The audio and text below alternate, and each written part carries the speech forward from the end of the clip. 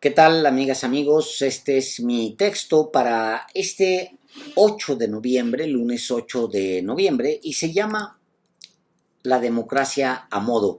Muchas gracias por estar en Sin embargo al aire, y el texto dice así.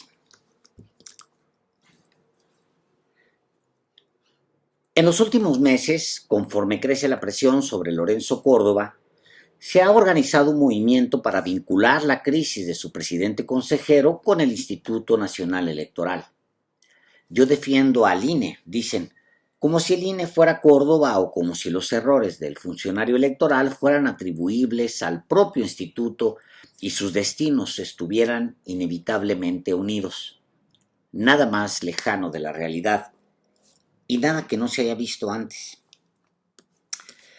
Carlos Salinas de Gortari hizo todo para vincular los pasos apresurados del país hacia el liberalismo económico con la lucha democrática y los avances en materia política forzados desde la izquierda.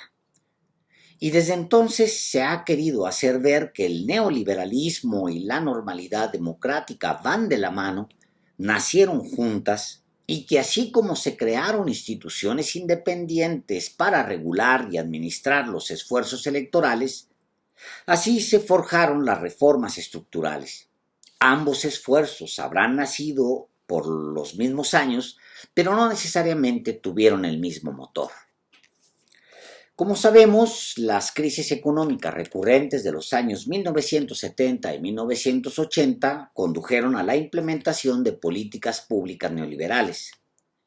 Los organismos internacionales que atraparon a México con la deuda impusieron un modelo y obligaron el adelgazamiento del Estado, las privatizaciones masivas y las políticas restrictivas que se tradujeron en una sola cosa: apretar el cinturón de los ciudadanos. Los gobiernos de Salinas hasta el de Enrique Peña Nieto abatieron los movimientos sociales mientras que abrazaban al nuevo poder emergente, el del capital.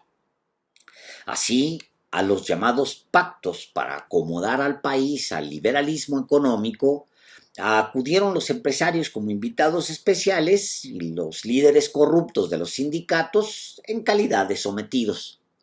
Los salarios de los obreros se hundieron y al mismo tiempo nació una casta de nuevos ricos, creados básicamente con las concesiones que les entregó un Estado corruptor.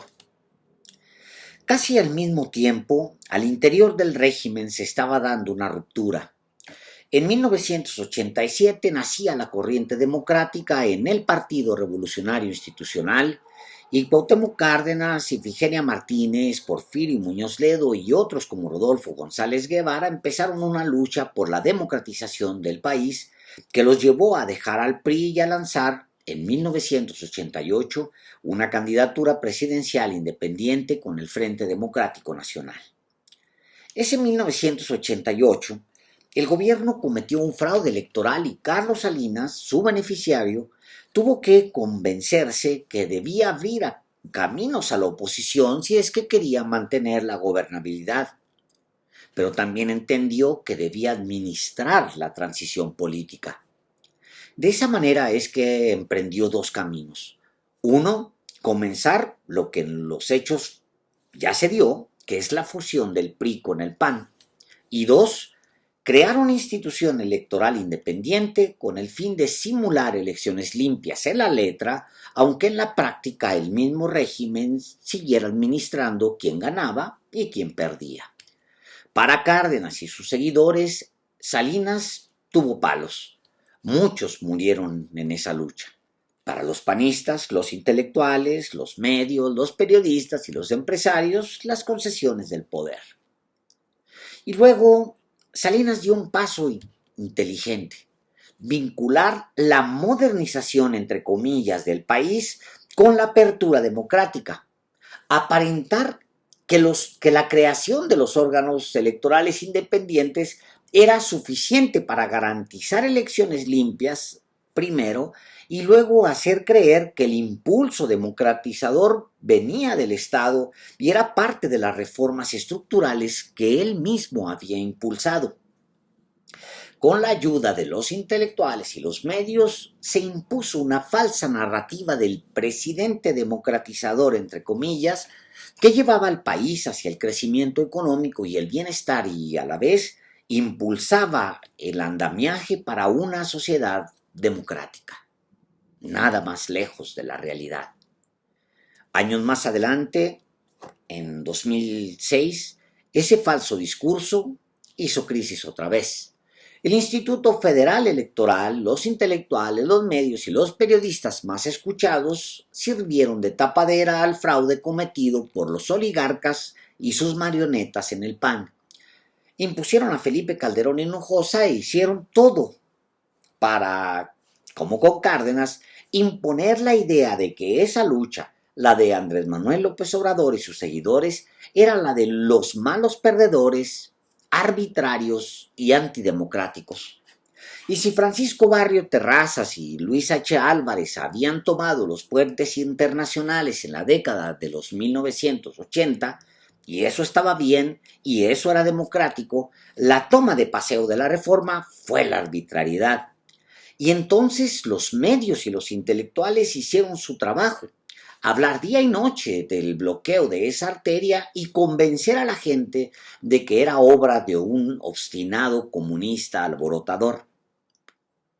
Como Salinas, en 2006 también fijaron la idea de que la izquierda es antidemocrática, se queja porque no sabe perder y quiere acabar con las instituciones, que los modernizadores, entre comillas, son ellos y que el retroceso son los otros, y que el impulso democrático que se generó entonces es antidemocrático de origen y busca acabar con todos los avances, entre comillas.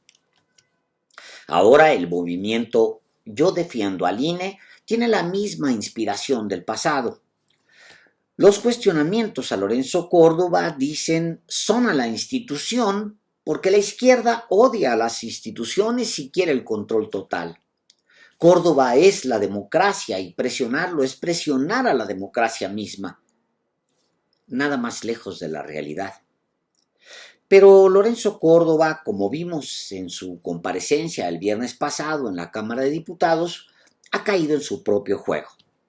Se convirtió en un activo de la oposición y se presta a su discurso porque le conviene. Acepta el alegato de que la institución es él y se abraza de PAN y PRI para defenderse porque eso, aunque eso signifique renunciar a la neutralidad que supone su cargo. Es decir, renuncia a conservar la institución por encima de él mismo. Y lo que vemos es la corrupción del cargo acompañada con la propia. Nada que no se haya visto antes. México vive momentos intensos en materia política.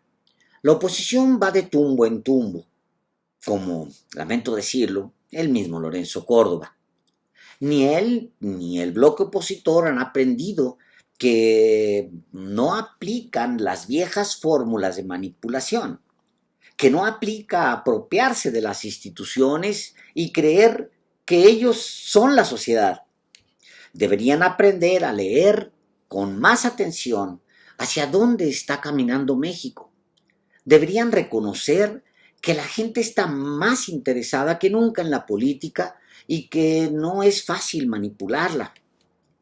Córdoba no es el INE.